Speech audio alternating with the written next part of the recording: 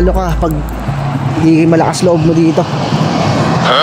Lahat talaga pag-aaralan mo. Nandito ako sa Walmart. Naghahanap ako ng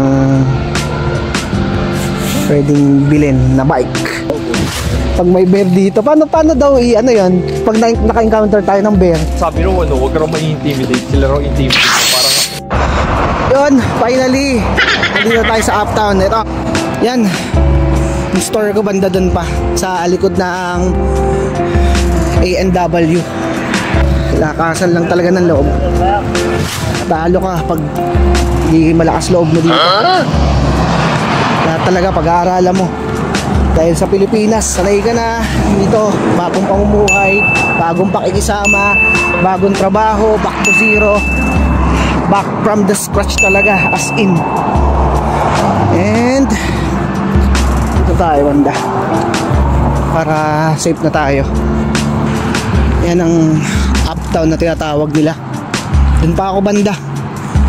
Then sa store namin malapit din yung Walmart, kaya mamimili na rin ako ng mga kulang ko pa sa bahay.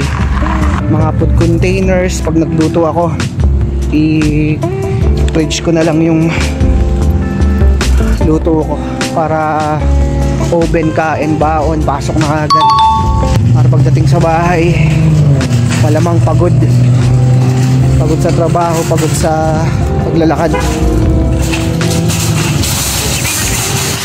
What is up mga guys? By the way, this is Ivan, ang bagoang OFW dito sa Canada. And finally, dito na tayo sa store. And I think 1 and 15 minutes hours ang paglalakad. Pero nakaka-challenge, nakakapagod nga lang. Hindi ko alam yung mga pinagdaanan ko. Grabe, ito yung store. Ayan o. Natanaw ko na rin sa wakas. Kailangan lang nating alamin kung yung schedule natin bukas. Nandito naman si Yat, ang aking kasama sa bahay. Okay, thank you for watching guys. Papasok na ako sa loob. Hindi ko pa alam kung pwede mag video. Okay, bye. Peace out. Nandito ako sa Walmart. Naghahanap ako ng pwedeng bilhin na bike.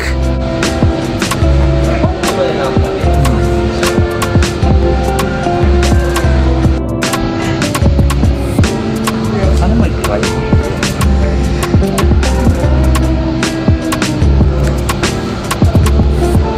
Ito, 200 lang.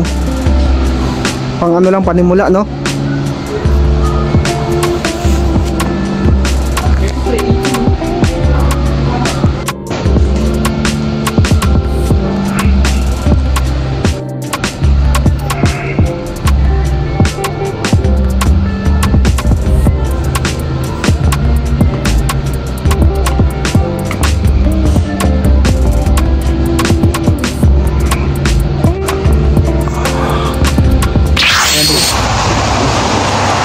Yun, andito na naman kami sa isang pagsubok.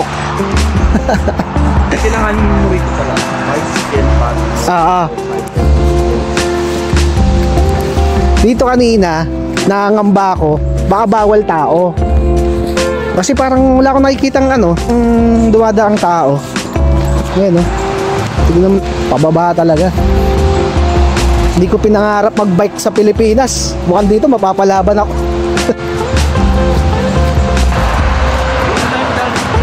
Ha? Oh, ito. May shortcut. Ito tayo paso putik. Dahan-dahan pagbaba. Buti na lang nadala ko tong pangharabas kong splasher sa Pilipinas sa motor. Kasi pag naka-rubber shoes ka dito,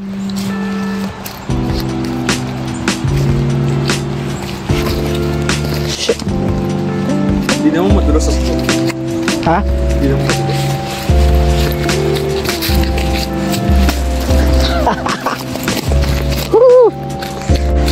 Hirap. Anong gamit mong sapatos doon? Anong gamit mong sapatos? Slasher?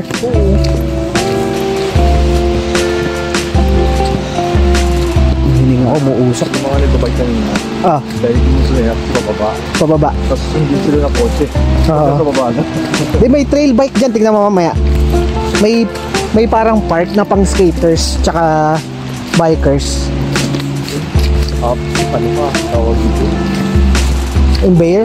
Observe ka dito. Buti na yan. Pag may bear dito, paano daw ano yan? Pag naka-encounter tayo ng bear. Sabi nung ano, huwag ka raw intimidate. Sila raw intimidate mo. Parang ano, na mas ano ka, hindi ka mag-act na para pray ka. Oo. Na So lakad ka lang, dead man. hindi ko alam kung lalakad ka lang ba ng dead mo or ano. Naku. Kaya nga kasi natural response talaga natin. Tatakbo ba? Oo, takbo.